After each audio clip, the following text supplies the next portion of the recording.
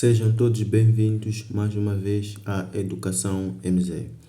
Estamos aqui no episódio de preparação dos exames de admissão IFP, UP, UEM, Unilur e Unirovuma. Aqui envolve todas as universidades. Então, por quê? Porque estamos a falar da disciplina de português. Português, quando tu estás a fazer o exame de admissão, aparece aí o texto e depois do texto aparecem as perguntas relativamente à gramática. Então, sendo assim, nós preparamos isto incluindo a todos, para que possamos aí beneficiar tanto os que vão fazer exame de admissão à IFP, tanto os que vão fazer o P e tantos os que vão fazer o IEM, Unilur, qual universidade seja. Assim, nós fizemos isto para poder ajudar a todos. Então, hoje nós estaremos aí a ter a última parte de preparação de exame de português. Então, depois desta preparação, todos já serão capazes de resolver qualquer tipo de exame de admissão, seja UP, IEM, IFP. É só, se tiver assistido todos os vídeos desde a primeira parte até a última e as recomendações que nós tínhamos dados acerca de assistir vídeo de português, preparação de exame de português para a 12ª classe. Então, para quem não assistiu, faça questão de assistir da 12ª classe, poderão te ajudar bastante, porque tem lá também figura de estilo, tem muita coisa importante, tem orações. Então, são coisas que normalmente saem no exame de admissão. Então, sejam todos bem-vindos a este canal.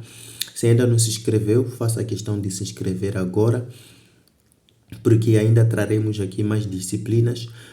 Corremos para terminar com português, porque português é uma área muito vasta, muito longa e a gramática é bastante muita. Então, hoje nós queremos terminar com a parte de gramática e já terminamos com a parte do texto. Então, este é o último vídeo de português. Nós estamos agradecidos por tudo que vocês têm feito. Queremos pedir que possam partilhar o vídeo e que possa chegar a muitos e que o canal possa crescer cada vez mais e que possamos alcançar 500 inscritos antes do final de dezembro. E se assim for, nós poderemos trabalhar duramente para poder ajudar aos que estão para fazer o exame de admissão. Então, vamos a isto. Uma das coisas que vocês não podem esquecer de estudar é acerca dos sinônimos e os antônimos. Pode parecer estranho estudar sinônimo, antônimo. Sim, verdadeiramente vocês precisam disto. Sem o sinônimo e o antônimo poderão ter dificuldades. Agora vamos saber a definição disto. O que é sinônimo e antônimo? Saber definir antônimo é muito fácil, mas sinônimo muita gente tem tido dificuldades. Sinônimos são palavras com significados semelhantes. Aí temos a definição. Sinônimos são palavras semelhantes, com significados semelhantes. Em outras classes, em classes iniciais como terceira, indo para lá em frente, quarta, quinta, sexta, até 10ª classe, se não exatamente até 10ª classe, aprende-se como sinônimo, sendo palavras de significados iguais. Agora, aquilo é para que as pessoas, como é um nível, os estudos vão de acordo com o nível. Por exemplo, sobre o solo, nas classes iniciais estuda-se que o solo é a camada superficial da Terra, mas nas classes mais avançadas já a definição acaba alterando. É o que está a acontecer com o sinônimo. Verdadeiramente, os sinônimos não são palavras com significados iguais, mas sim com significados aproximados. Então, é por isso que aqui temos a definição são palavras com significados semelhantes. Enquanto que antônimos é muito fácil. São palavras com significados opostos. Oposto quer dizer contrário. É só contrariar uma palavra. Então, ao contrário de uma palavra é o antônimo da outra. Então, é assim como funciona. Sinônimos são palavras aproximadas, que têm significados aproximados, enquanto que antônimos com significados diferentes. Essas relações ajudam a enriquecer o vocabulário e a expressividade da linguagem. Vejamos alguns exemplos. Temos aqui sinônimos. Primeiro, feliz. Qual é o sinônimo de feliz? Palavras que aproximam a palavra feliz. Contente. Atenção, não são significados iguais, são significados semelhantes, já aproximados. Feliz, contente, alegre, satisfeito. A palavra rápido, qual é a proximidade? Quais são as palavras que estão mais próximas da palavra rápido? Veloz, ligeiro, ágil. A palavra grande, vasto, extenso, volumoso. Então, você não vai usar a palavra grande, dizer que a terra é grande, ou o terreno é grande. Então, vamos dizer que o terreno é extenso ou exatamente extenso. Volumoso. Então, volumoso tem a ver com volume. Não vai dizer que o volume é grande. Então, é por isso que sinônimos não são palavras iguais, são palavras semelhantes. Então, tu tens que estudar sinônimos das palavras. Antônimo. Qual é o contrário de estar feliz? Se a pessoa não está feliz, ao contrariedade disto, qual seria? Feliz é triste, é descontente, é melancólico. Está triste, está descontente, está melancoloso. Rápido, lento, devagar, pausado. Grande, pequeno, diminuto, miúdo. Então, aqui está a aula de sinônimo com excelência. Vejamos só. Uma das coisas que vocês também devem saber é acerca de disciplina de português para não ter dificuldades na realização do exame é acerca do vocativo e aposto. Tens que saber diferenciar vocativo e aposto. O que é vocativo? Vocativo é uma parte da oração que é utilizada para chamar ou se dirigir diretamente a alguém. Oração é uma frase. Então, vamos dizer o seguinte. Vocativo é uma parte da frase que é utilizada para chamar ou se dirigir diretamente a alguém. Vejamos o exemplo. Moisés, então é um chamamento. Estamos a nos dirigir a Moisés. Então, utiliza para chamar ou dirigir-se. Moisés, traga-me o livro. Então, nós estamos a nos direcionar, estamos a chamar o Moisés para que traga o livro. Isso chama-se vocativo. Moisés chama-se vocativo. A parte da frase. Então, a parte da frase que nós estamos a nos direcionar é Moisés. Qual é o vocativo da frase? É Moisés. O aposto é um termo que acrescenta informações sobre um substantivo, podendo ser essencial, sem o qual a frase perde sentido, ou não essencial, pode ser removido sem prejudicar a compreensão. Então, nós vimos que o vocativo é a parte da frase que tem a ver com chamar ou dirigir-se a, enquanto que aposto é a informação que se acrescenta. O aposto é como fosse preposições ou, aliás, como fossem locuções, como fossem, aliás, conjunções relativas. Então, aposto tem a ver com acrescentar informação ao nome. Então, vejamos aqui o exemplo. Meu amigo mais próximo, Carlos, visitou-me ontem. Então, veja só. Carlos visitou-me ontem.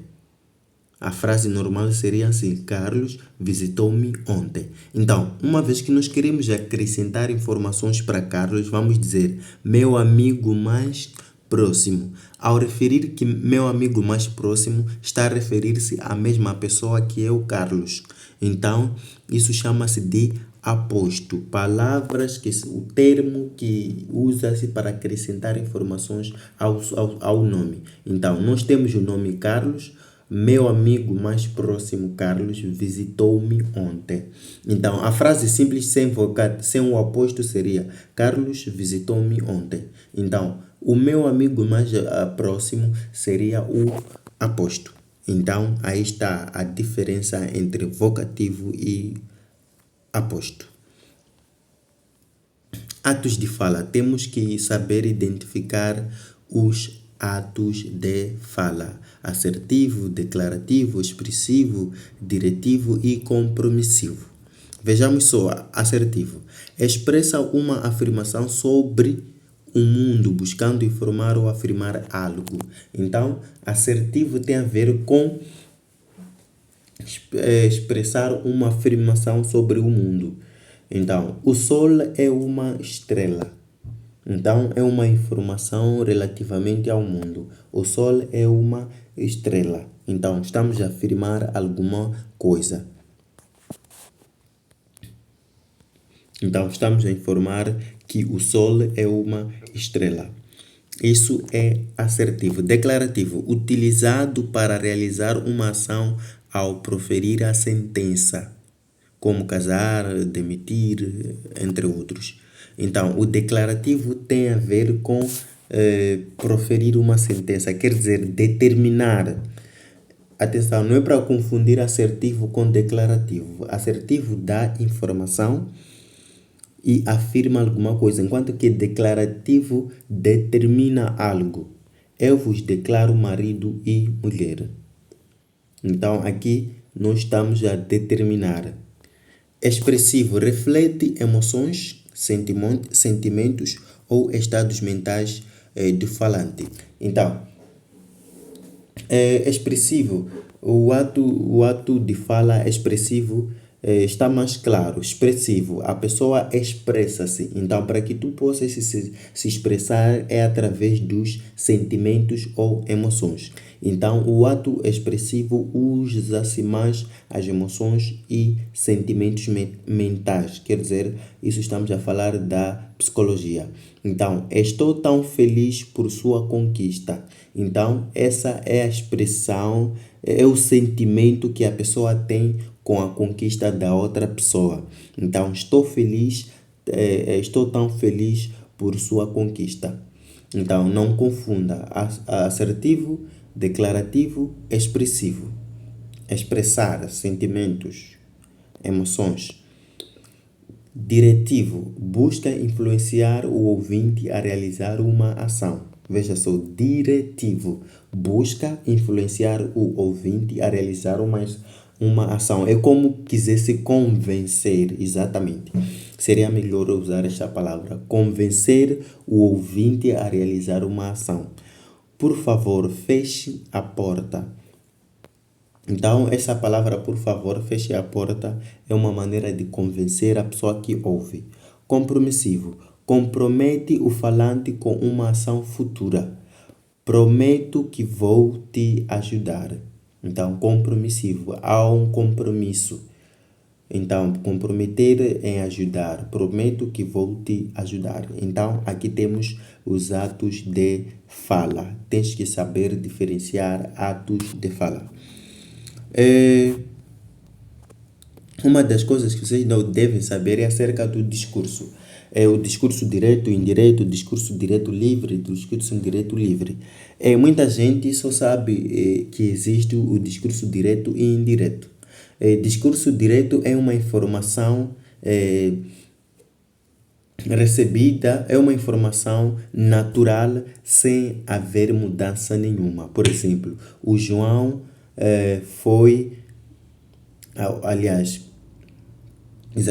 o João foi à escola. Então, o João foi à escola. É uma informação não alterada. É uma informação não alterada. Agora, discurso indireto é alterar a informação querendo transmitir para um outrem. Ele disse que o João foi à escola.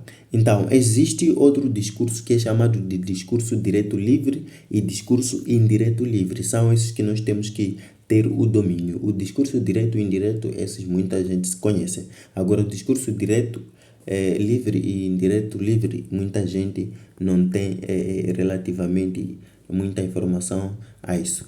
Vejamos o que é discurso direto livre. É uma técnica literária em que o narrador incorpora diretamente as palavras e pensamentos dos personagens.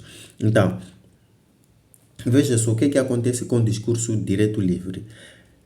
O narrador é aquele que conta a história. O que é que faz? Ele pega os pensamentos dos personagens e incorpora no texto diretamente, sem usar marcações tradicionais de discurso direto como aspas ou pronomes de discurso. Então, quer dizer, ele não usa citações, não usa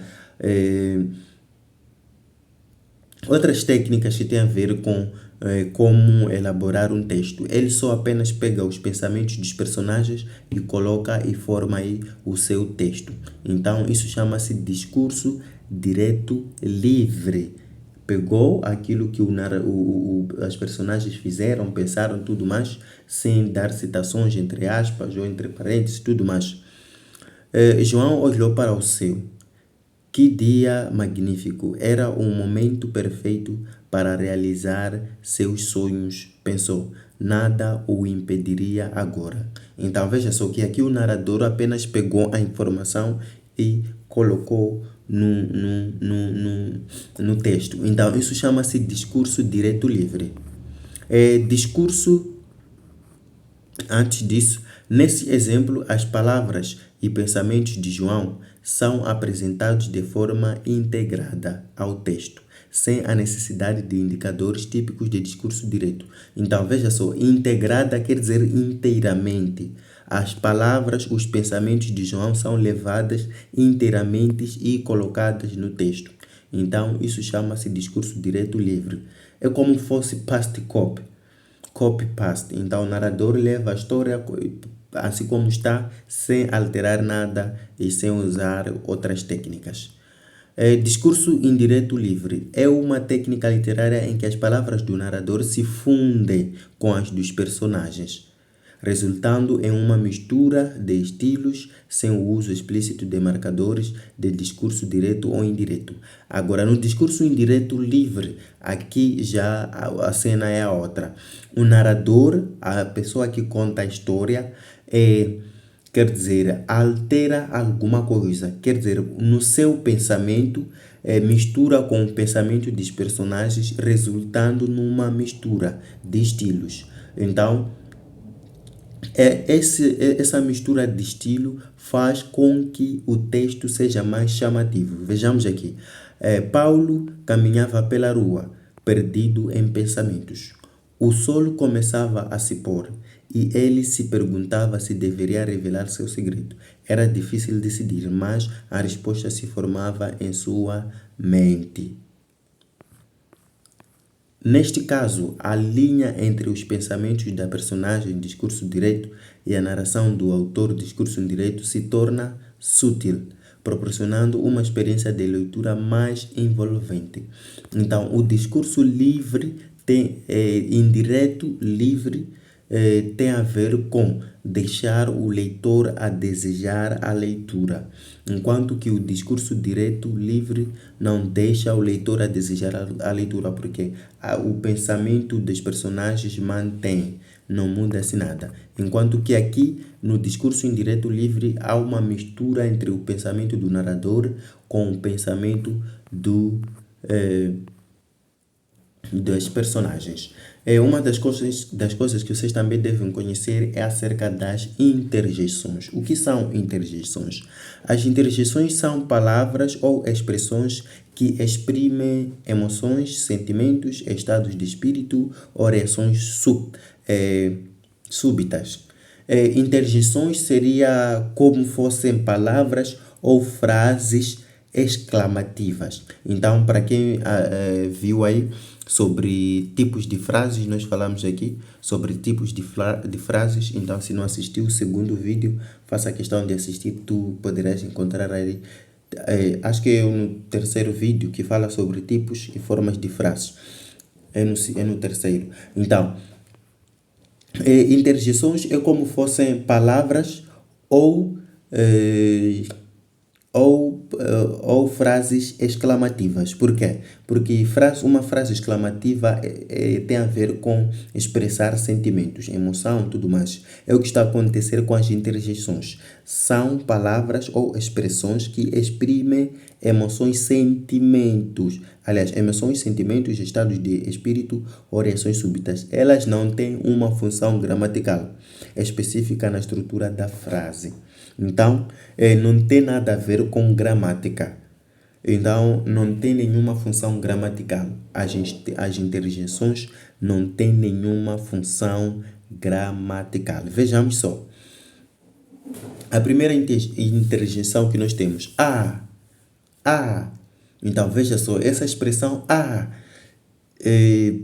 se formos a seguir a gramática, ela não tem nenhuma função gramatical.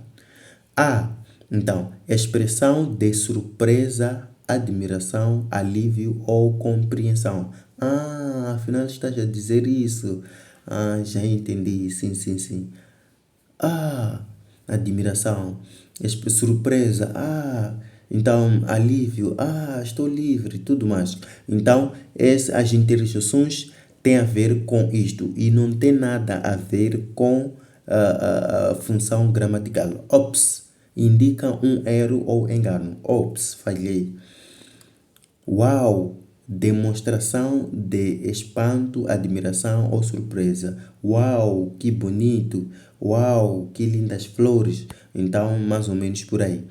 Oba, demonstração de alegria ou entusiasmo. Parabéns, tudo mais. Então, as interjeições não têm nada a ver com a função gramatical. Aí ficou, as interjeições expressam sentimento, alegria, emoções, estado do espírito, reações súbitas. Então, por lá. Uma das coisas também que devem saber é acerca de classificação dos adjetivos. Existem os adjetivos biformes e os adjetivos uniformes. Então, vocês devem saber diferenciar entre adjetivo biforme e uniforme. Primeiro, conheçamos os adjetivos biformes. Quais são? Quando é que nós dissemos que um adjetivo é biforme ou não é? Adjetivo biforme é aquele que tem duas formas, uma para o masculino e a outra para o feminino. Aqui está claro. Um adjetivo biforme é aquela que tem duas formas, uma para feminino e a outra para masculino, variando de acordo com o gênero do substantivo ao qual se refere. No português, muitos adjetivos seguem esta característica. Então, vejamos exemplo. Por exemplo, esse adjetivo alto, nós podemos ter esse adjetivo nas duas formas, no masculino assim como no feminino, variando de acordo com o gênero. Alto, alta. Então, uma vez que esse adjetivo é possível escrever estando no gênero masculino, assim como feminino, nós vamos chamar que esse adjetivo é biforme. É biforme por quê? Porque tem duas formas. Tem a forma masculina, que é alto, tem a forma feminina, que é alta. Por exemplo, o outro que nós temos, bom, boa. Então, masculino, bom, feminino, boa. Então, isso chama-se adjetivo biforme, porque podemos conseguir aí escrever as duas formas diferentes, para o masculino assim como e para o feminino. Esses adjetivos mudam a terminação para se adequar ao gênero gramatical do substantivo que estão modificando. Então, alto, alta, bom, boa. Então, chamam-se adjetivos biforme porque tem duas formas no gênero. Adjetivos que possuem apenas uma forma para ambos os gêneros, masculino e feminino, são chamados de uniformes. Ou seja, não há alteração na terminação do adjetivo conforme o gênero do substantivo ao qual se refere. Então, existem adjetivos em que não dá para escrever para masculino para feminino, mas se fica mantendo só na mesma forma. Vejamos, fácil. Tu não vais dizer fácil para homem ou para o gênero masculino e dizer fácila para o gênero feminino. Isso não existe. Então, assim sendo, este adjetivo tem apenas única forma. Tendo única forma, logo chama-se de adjetivo uniforme. Uniforme, a palavra uniforme quer dizer o quê?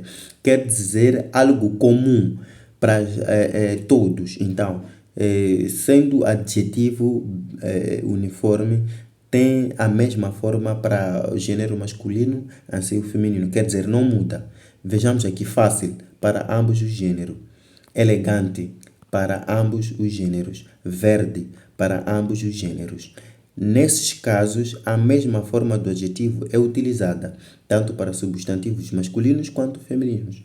Então, aí ficou. A diferença entre adjetivo biforme e uniforme é acerca das formas. Biforme tem duas formas, tem para ambas as formas separadas, alto, alta. Enquanto que uniforme só tem uma única forma, fácil, para ambos os gêneros. Figuras de estilos. Isso vocês não podem deixar de escapar. Devem dominar muito bem acerca das figuras de estilo. Vejamos, metáfora. A metáfora estabelece uma comparação direta entre duas coisas diferentes, sem o uso de como ou parecido com. Então, tu podes querer comparar algo. Por exemplo, dizer o telefone é como o computador. Então, na comparação onde não usa-se como ou parecido com, chama-se metáfora. Vejamos o exemplo. O mundo é um palco. Então, nós estamos a comparar o mundo com o palco, sem usar a expressão como, parecido com, quer dizer, sem usar expressões comparativas. O mundo é um palco. Neste caso, compara o mundo a um palco, sugerindo que ambos são lugares de representação e drama. Então, veja só, que a metáfora é uma comparação sem o uso de como ou sem o uso dessas duas expressões. Sem uso de expressões de comparação. Quer dizer, é uma comparação direta. Vejamos comparação. Agora, a comparação é uma figura de estilo já onde usamos essas expressões. A comparação explícita utiliza como ou parecido com para estabelecer a semelhança entre duas coisas. Ele é tão, é como fosse como, parecido com. Ele é tão ágil quanto uma gazela. Então, esta comparação não é direta. Aqui não estamos a usar a palavra tão. Esta palavra é uma expressão comparativa. Então, ele é tão ágil quanto uma gazela. Então, veja só que metáfora e comparação são similares. A diferença é do uso da expressão comparativa. A metáfora não usa nenhuma expressão comparativa e comparação usa. Então, neste caso, a agilidade da pessoa é comparada à agilidade de uma gazela. Prossigamos. Personificação. Isso está fácil. Atribui características humanas a algo não humano. A personificação é a coisa mais simples. O que é isto? Deixa eu tentar explicar mais detalhadamente. Personificação, pessoa. Personificação. Quer dizer, imaginemos um copo. O copo grita. Então, nós sabemos que o copo não grita, porque não tem nenhuma boca. Apesar que as pessoas digam o copo a boca do copo por causa da parte que usamos para poder aí beber água. Então, essa atribuição do copo gritar enquanto que não fala, o copo não fala, chama-se personificação. O sol sorria no céu. Então, o sol não tem nenhuma boca para sorrir. Então, estamos a atribuir características humanas ao sol. Então, atribuindo características humanas ao sol, nós vamos dizer que é personificação.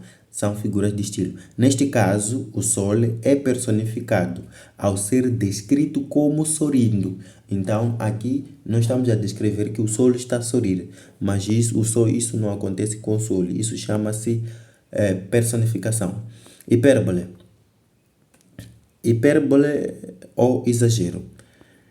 É exagero intencional para enfatizar uma ideia. Então, aqui tem a ver com exagero mesmo. Exagerar a realidade. Vejamos o exemplo. Estou morrendo de fome. Muita gente diz isso. Estou morrendo de fome. A pessoa não está literalmente morrendo, mas quer transmitir intensidade à sensação de fome. Então, isso quer dizer o quê? Estou morrendo de fome. Está a tentar demonstrar, como posso dizer, o tamanho da fome que a pessoa sente. Então, é por isso que está a dizer, estou morrendo de fome. Não é que a pessoa esteja morrendo literalmente, mas sim é uma maneira de expressar ou tentar demonstrar o sentimento da pessoa com base naquilo que sente. Estou morrendo de fome. É exagerar a realidade. Então, isso chama-se exagero ou hipérbole. Ironia. Expressão de ideias opostas ao que se espera, muitas vezes para criar humor ou crítica. Então, ironia usa-se para criar humor ou crítica. Aqui também está muito bem explicado. Quer dizer, vamos expressar duas ideias, essas mesmas ideias, uma é contrária à outra. Vejamos aqui, que ótimo, perdi as chaves de novo. Então, normalmente nós esperamos a pessoa dizer, perdi as chaves. Ou dizer, opa, perdi as chaves. Então, se você for a verificar a ligação das duas frases, que ótimo, perdi as chaves. Então, que ótimo expressa alegria, perdi as chaves expressa tristeza. Então, são coisas contraditórias. Então, isso chama-se ironia. Então, se tu veres uma frase assim, tem a ver com ironia. Aqui a pessoa diz que ótimo, quando na realidade perdeu as chaves, transmitindo sarcasmo. Então, veja só que ótimo, perdi as chaves. Isso não se espera alguém que possa chegar a dizer isso, que ótimo, e depois dizer perdi as chaves.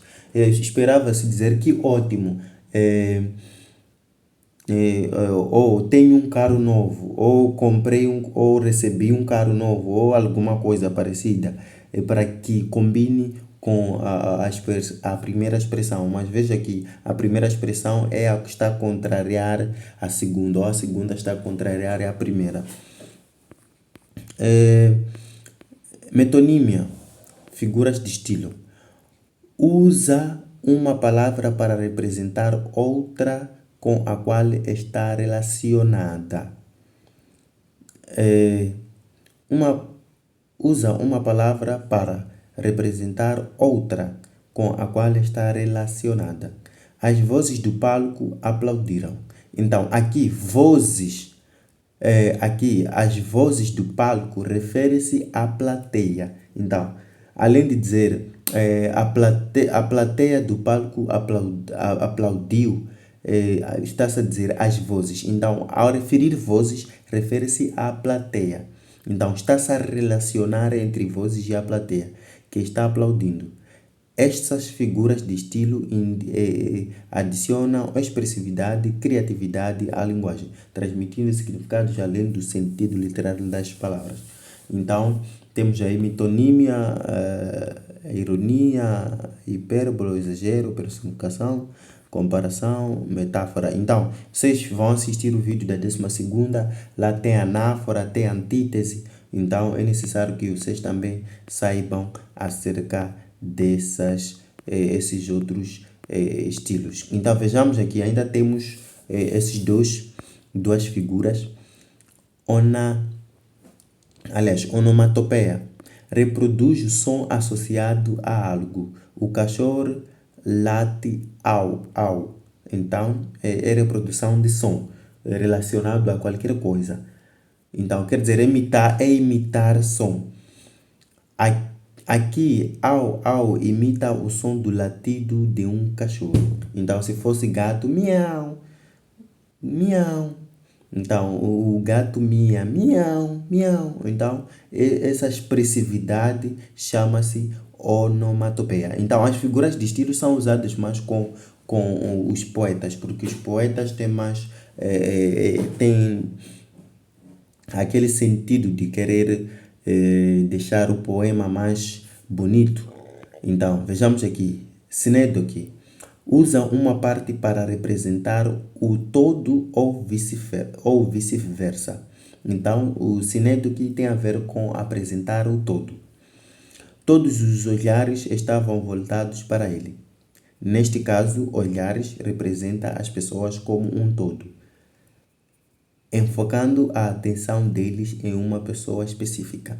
Então, assim, Sinédoque tem a ver com todo, conjunto. Então, aí está as figuras de estilos. Uma das coisas também que tu tens que conhecer são os modos verbais. Saber identificar os verbos em que modos verbais se encontram. Os modos verbais indicam a atitude do falante em relação à ação verbal. Existem três modos verbais principais em português. O primeiro é indicativo, o segundo conjuntivo e por fim imperativo.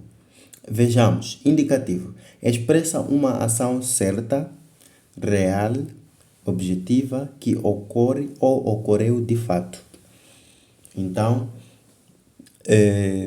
o modo indicativo tem a ver com tudo que é real, que é certo, que aconteceu, que acontecerá ou que está a acontecer. Vejamos o exemplo.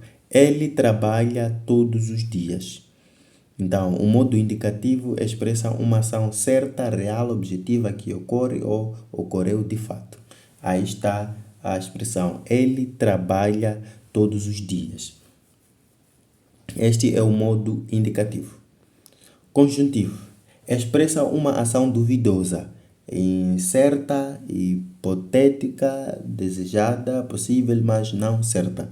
Então, veja só que conjuntivo é o contrário do indicativo. Conjuntivo tem a ver com possibilidade, não há certeza de que a coisa aconteceu ou acontecerá, ou está a acontecer ou vai acontecer. Então não há certeza. Tomara que ele venha amanhã. Então, tomara, há uma dúvida nisso, há uma incerteza nisso. Então, quando tu veres um verbo assim, quer dizer, está no modo conjuntivo, ou a frase toda está no modo conjuntivo. Imperativo expressa uma ordem, pedido, conselho ou convite sendo utilizado para direcionar uma ação. Isso é fácil. Nós falamos sobre tipos de frase imperativa. Então, temos aqui modo imperativo. Para quem viu o tipo de frase imperativo, tem a ver também com ordem, pedido, conselho, convite e tudo mais. E é a mesma coisa. Feche a porta. Feche a porta. Então, temos aí. É muito fácil identificar os modos verbais. Indicativo, certeza, realidade, tudo mais. Conjuntivo, incerteza, dúvida, possibilidade. Imperativo, ordem, pedido, conselho, convite, tudo mais. Os tempos verbais. Os tempos verbais que nós temos que ter domínio aqui são três. Mas não ser... os tempos verbais estão ligados com os modos verbais. Quer dizer, são dependentes. Vejamos aqui. Os tempos verbais indicam quando uma ação ocorre em relação ao momento da fala ou ao outro ponto no tempo. Então, isso quer dizer o quê? Quando é que aconteceu algo? Então, imaginemos aqui, feche a porta. Então, este tempo, qual é o tempo? Então, se o tempo é presente, nós vamos dizer presente do imperativo. Por quê? Porque está no modo imperativo. Aqui, tomara que ele venha amanhã. Então, esta aqui é presente, é o futuro do presente, uma coisa parecida com essa. Tomara que ele venha amanhã, é o futuro. Então, aqui seria futuro do conjuntivo, não seria futuro do imperativo. Então, os modos estão relacionados, estão ligados com os tempos. Por exemplo, aqui, ele trabalha todos os dias. Então, aqui seria do indicativo, presente do indicativo, ou futuro do indicativo. Então, é assim como funciona. Vejamos aqui. Pretérito perfeito refere-se a um acontecimento ou uma ação ocorrida no passado, concluída que aconteceu uma vez e terminou. Pretérito perfeito é mesmo que dizer passado. Algo que já terminou. Eu fui à escola. Então, fui quer dizer voltei. A ação terminou. Ontem à noite eles foram visitar a avó Rita. No domingo passado fui com os meus pais a Machamba. Então, isto aqui é o pretérito perfeito do indicativo, porque está a falar algo certo, real. Agora, se fosse pretérito perfeito do conjuntivo, como é que seria? Ontem pedi ao meu irmão ir num sítio X. Isso seria imperativo, pretérito perfeito do imperativo. Então, é assim como funcionam os modos verbais com os tempos verbais. Então, pretérito perfeito é algo que aconteceu e já passou, terminou. As pessoas confundem muito o pretérito perfeito com o pretérito imperfeito. Apesar que os dois estejam a referir coisas do passado, há uma pequena diferença. Vejamos esta pequena diferença. Pretérito imperfeito refere-se a um acontecimento ou uma ação situados no passado, mas não concluídos. Há esta diferença. O pretérito imperfeito é um passado não terminado, expressando continuidade e duração.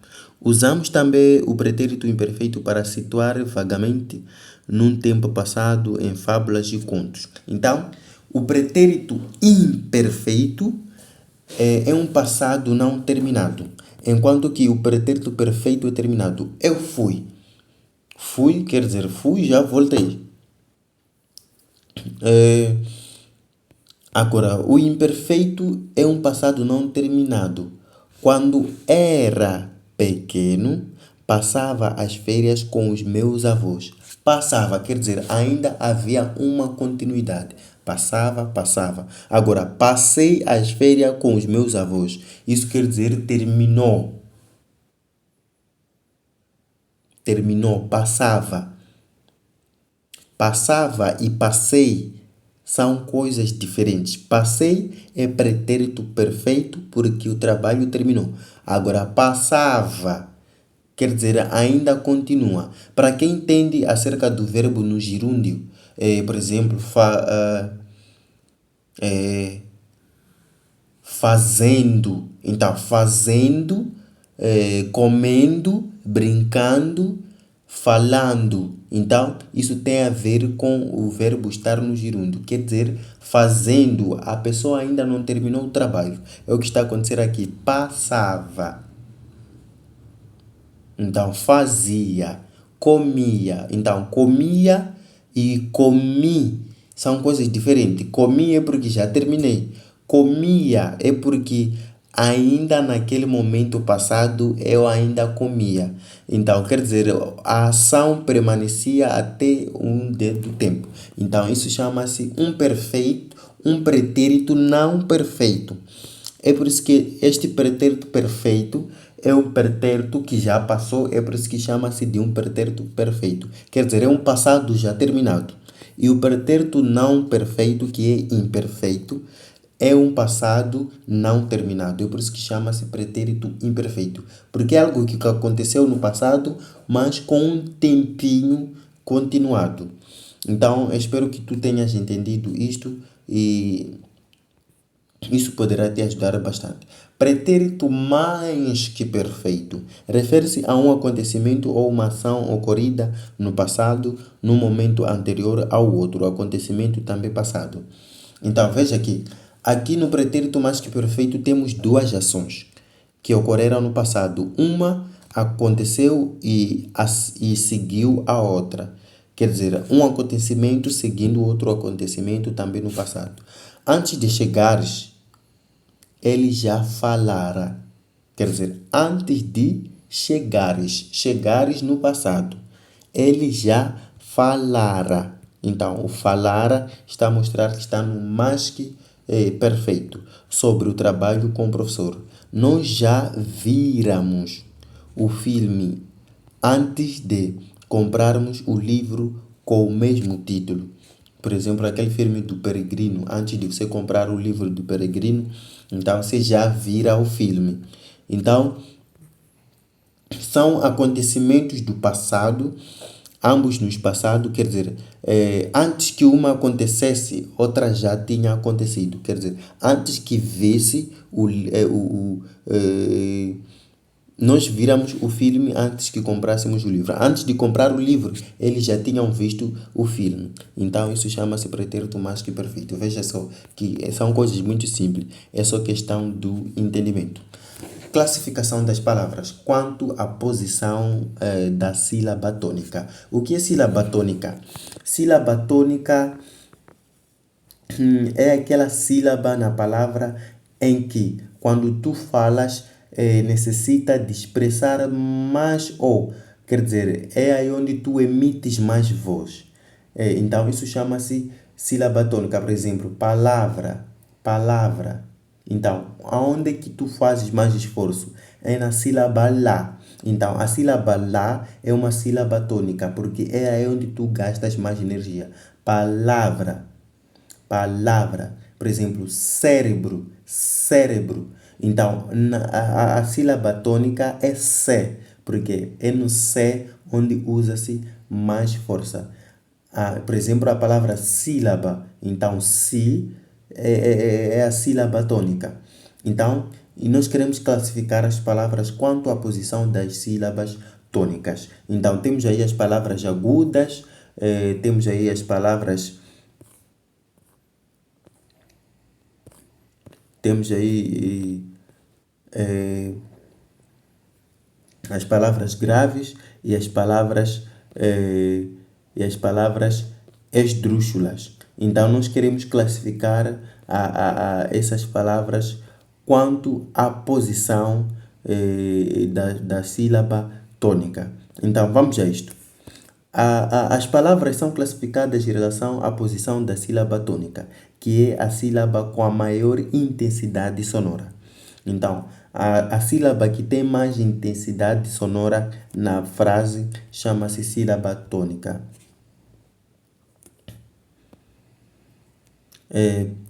Palavras graves. Vejamos o que são. Palavras graves. A sílaba tônica está na penúltima sílaba da palavra. Então, quer dizer, a palavra que tem maior intensidade sonora, aliás, a sílaba que tem maior intensidade sonora é a penúltima na palavra. Por exemplo, aqui, cidade. Então, da é a penúltima sílaba. Então, é a que também tem maior intensidade sonora. Logo, essa palavra chama-se palavra grave. Mesa, mesa. Então, a sílaba me é a tônica que tem maior intensidade e é a penúltima. Então, logo, a palavra mesa é uma palavra grave. Gato, gato. Então, G é a sílaba tônica, tem maior intensidade, é a penúltima da palavra, logo chama-se grave. Então, todas as palavras graves são aquelas que têm a sílaba tônica como a penúltima. Quer dizer, a sílaba que se exerce mais força para poder pronunciar é a penúltima. Por exemplo, vejamos aqui essa palavra tônica. Qual é a palavra que tem mais intensidade? Qual é a sílaba que tem mais intensidade? É a sílaba to. Então, essa sílaba to é a primeira sílaba, logo não é grave, porque tem que ser a penúltima. O to, se estivesse no meio, seria uma palavra grave. Aí ficou a dica. Palavras esdrúxulas. A sílaba tônica está na antepenúltima sílaba da palavra. Todas as palavras esdrúxulas são acentuadas. tens que ficar com esta dica. Pode sair no exame quais são as palavras que devem sempre estarem acentuadas. Então, as palavras esdrúxulas são aquelas em todos os momentos, não tem como não acentuar uma palavra esdrúxula, porque a sílaba tônica está na antepenúltima, quer dizer, está na terceira posição. Todas as palavras esdrúxulas são acentuadas. Vejamos, música. Então, temos penúltima, antepenúltima. Música é a grave, aliás, é a sílaba tônica. Príncipe. Então, a sílaba prim é que é tônica, é a penúltima. Aliás, é a antepenúltima. Cômico. E se tu fores a verificar aqui, todas as palavras estão acentuadas. Então, as esdrúxulas são aquelas que sempre são acentuadas e a sílaba tônica está no penúltimo. E por fim, temos palavras graves. Aliás, agudas. A sílaba tônica está na última sílaba da palavra. As palavras agudas são acentuadas se terminam em vogal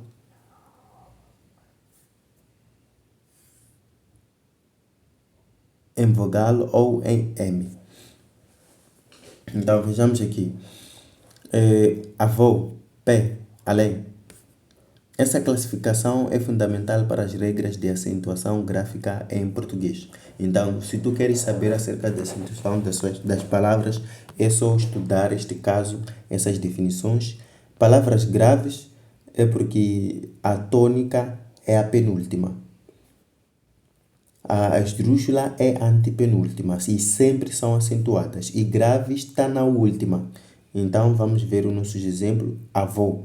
Então, vô é a última sílaba e é a tônica. Pé é a última sílaba. Além, lém é a última sílaba e é a sílaba que é acentuada.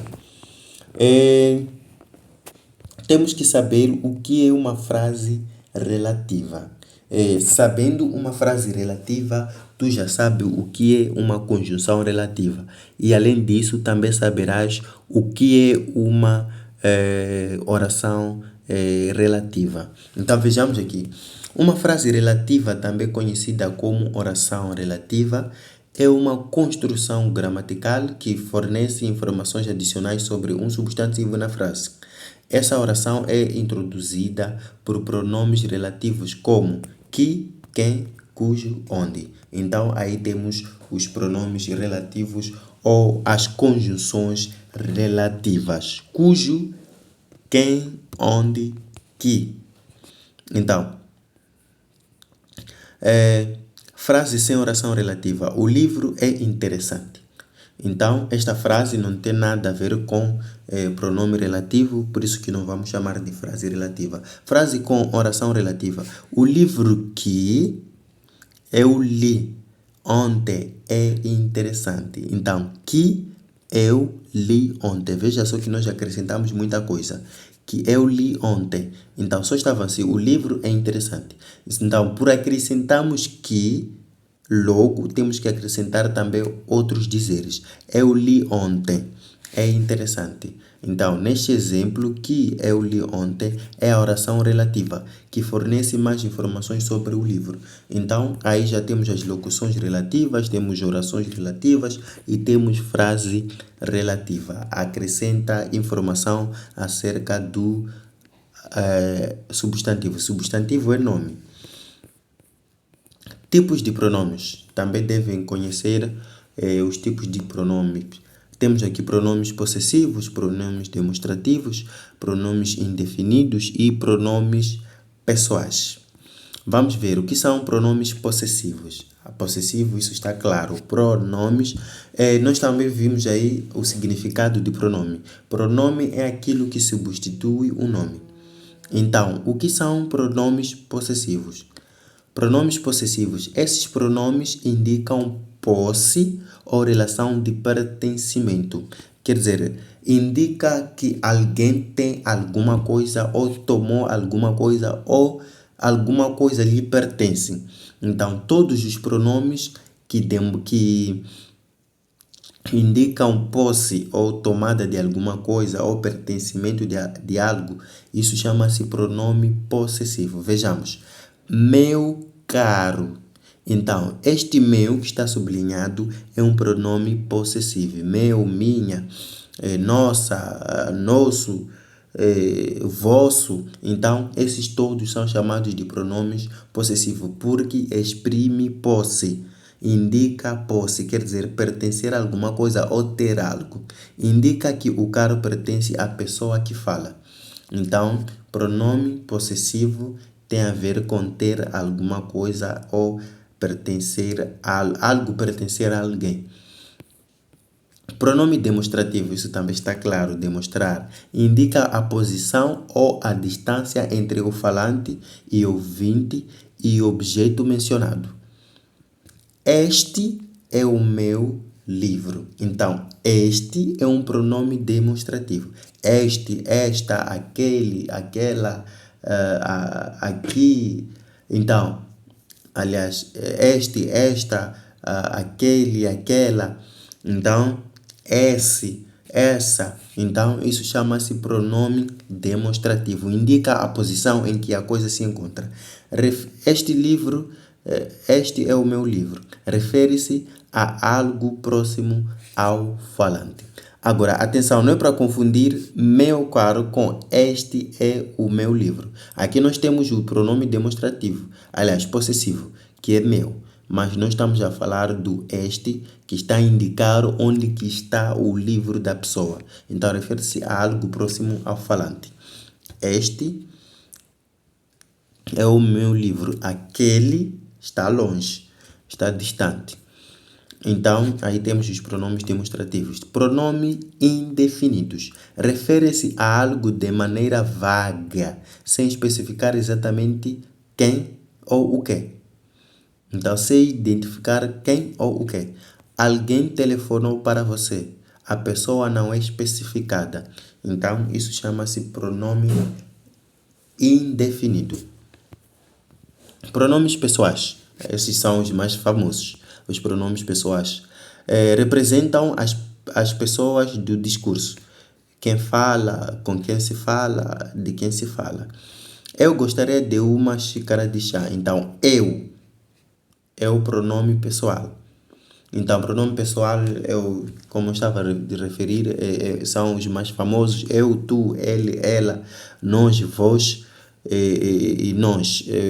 Exatamente, eles. Eu, tu, ele, ela, nós, vós e eles. Então, esses são os pronomes pessoais. Então, tens que conhecer os pronomes possessivos, meu, minha, meu, nossa, nosso, por lá. Pronomes demonstrativos, este, esta, aquele, aquela. Pronomes indefinidos, alguém, ninguém, tudo mais. Pronomes pessoais, eu, tu, ele, ela, nós, vós, eles e por lá em diante. Família de palavra. No exame pode aparecer família de palavra para tu identificares a que família pertence uma dada palavra. Então vejamos a definição. Uma família de palavras é composta por um radical. Nós vimos isso que radical é uma palavra que tem significado por si, que é modificado por afixos como prefixos, sufixos e infixos para formar palavras relacionadas em significados. Então, nós temos aí uma palavra. Então, essa palavra, quando é adicionada a um prefixo, ou um sufixo, ou um infixo, então nós poderemos ter novas palavras. Então, tendo essas novas palavras, deve ter um significado relacionado com a palavra mãe, com a palavra primitiva, que é a palavra raiz, que é a radical. Então, vejamos, temos aqui a palavra raiz, trabalho. Esta é a palavra primitiva. Então, nós vamos acrescentando aí prefixos, infixos, sufixos. Então, veremos se ainda teremos palavras com o mesmo significado, quer dizer, com significados relacionados. Trabalho. Trabalhar, verbo. Ação de realizar uma atividade para alcançar um objetivo. Então, trabalho, trabalhar. Então, a palavra trabalhar é da família trabalho. Trabalhador também é da família trabalho. Aqui acrescentamos um sufixo e aqui também acrescentamos um sufixo, trabalhador. A pessoa que realiza um trabalho. Trabalhoso. Aqui também acrescentamos um sufixo, adjetivo, que exige esforço, que dá trabalho. Então, essas todas as palavras que nós estamos a ver, trabalhar, trabalhador, trabalhoso, pertence ao trabalho. Trabalhista. Então, veja só que tudo tem a mesma relação. Não foge da ideia. Então, família de palavras estão relacionadas. Quer dizer, devem relacionar-se no significado. Trabalhista, adjetivo relativo ao trabalho ou aos trabalhadores. Retrabalho, agora aqui é afixo, é prefixo. Substantivo, a ação de fazer ou corrigir um trabalho anterior. Trabalheira, substantivo, grande esforço ou trabalho. Essas palavras compartilham o mesmo radical trabalho e têm significados relacionados, formando assim uma família de palavras. Então, família de palavras, temos a raiz e nós acrescentamos prefixos, sufixos, infixos. Então, ao acrescentar esses afixos ou infixos, não pode perder ou não pode perder a relação da palavra mãe. Então, deve haver relação das palavras. Por exemplo, você não vai, a partir da palavra trabalho, ter uma família de palavra papel. Isso não tem relação trabalho com papel. Então, deve ter coisas que têm a ver, que tem relacionamento. Ou algo que se relaciona. Então, pensei aqui em dar algo interessante acerca da literatura. Não poderia deixar aí isso de fora. Vocês tinham que ver a parte da literatura. Então, ler essas coisas, quem ganhou Camões 2021, quem ganhou Camões 2021, quem ganhou, quem são os autores, tudo mais por lá. Então, vocês devem ver também a parte da literatura. Lirismo na poesia portuguesa é marcado por obras de Luís de Camões, Almeida Garrett e Fernando Pessoa. Então, no lirismo na poesia portuguesa, existem pessoas que participam, quer dizer, os líricos ou os escritores participantes do lirismo poesia portuguesa. São esses três. Luís de Camões, Almeida Garrett e Fernando Pessoa. Então, aqui estão os períodos. Autores temos Luís de Camões. Em que período? Classicismo. Em que século? Em século XVI. Característica: equilíbrio, rigor e razão. Então, Luís de Camões, ele está nesta categoria. Almeida Garrett, sensibilidade, imaginação e liberdade. Quer dizer, ele está... quer dizer, quando ele escrevia ou escreve, relata-se mais acerca de sensibilidade, imaginação e liberdade. Enquanto que Luís de Camões, ele tem a ver mais com equilíbrio, rigor e razão. E Almeida Garrett é um romantismo de 2018, aliás, do século XVIII. Fernando Pessoa, abstração, abertura e liberdade de expressão. Modernismo. Então, temos aí classicismo, romantismo, modernismo no século XX. Então, isso vai subindo de categoria. Luís, século XV, aliás, XVI, Almeida, XVIII, Fernando, 20. Vejamos esse exercício simples que preparei. São autores da poesia lírica portuguesa. A. Luís de Camões, Mário de Sá Carneiro e Almeida Garrett. Luís de Camões e Almeida Garrett, sim, mas Mário de Sá Carneiro, este nós não ouvimos. Mário de Sá Carneiro, não. Almeida Garrett, sim. E Fernando Pessoa, sim. mas esse Mário de Sá Carneiro não. Fernando Pessoa, Mário de Sá Carneiro e Almeida Garrett. Esse do meio não. Luís de Camões, Almeida Garrett e Fernando Pessoa. Muito certo. Opção última é que está certa. Ainda na literatura, nós temos que conhecer os que pertenceram à literatura, quer dizer, na década colonial. Existe década colonial e existe década da independência. Então, a literatura em Moçambique está ali dividida na parte da poesia. Então, está dividida nesta parte. Existem os que pertencem à década 80, 90 e existem os que pertencem à década já a seguir, depois da independência.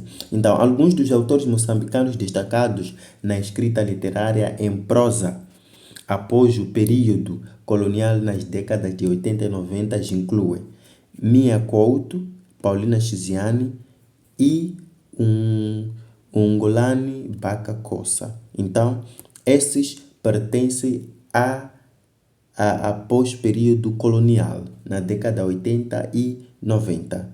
Então, eles contribuíram significativamente para a literatura moçambicana, abordando questões sociais e políticas pós-coloniais em suas obras. Então, essa é a literatura moçambicana. Além de Mia Couto, Paulina Chiziane e Ungulani Baka Kossa, outros autores moçambicanos notáveis das décadas de 80 e 90 incluem José Carveirinha, Luiz Bernardo Mwana e Lília Memphis. Cada um trouxe perspectivas únicas explorando temas como identidade, história e desafios pós-coloniais em Moçambique. Então, aqui estão os que apareceram aí depois do período colonial, que falaram aí de muita coisa sobre colonialismo moçambicano e tudo mais. Então, esses são os que foram destacados na década 80 e 90. Então, o resto aqui não foram mencionados são da década da pós-dependência. Então, aí ficou a explicação. Nós paramos por aqui.